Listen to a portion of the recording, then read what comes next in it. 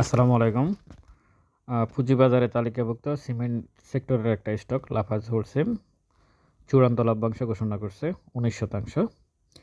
এর আগেও Lafarge wholesale 19% অন্তর্বর্তীকালীন লভ্যাংশ ঘোষণা করছিল।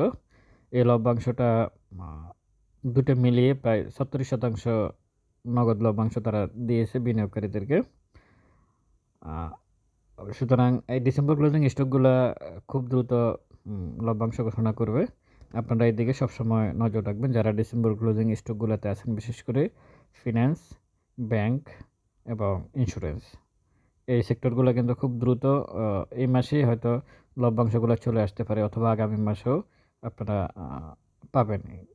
অলরেডি ইস্টার্ন ব্যাংক তার লভ্যাংশ ঘোষণার জন্য সে তারিখ ঘোষণা করেছে। এই হচ্ছে লাফার্জ হোলসেলের আপাতত নিউজ। আসসালামু আলাইকুম।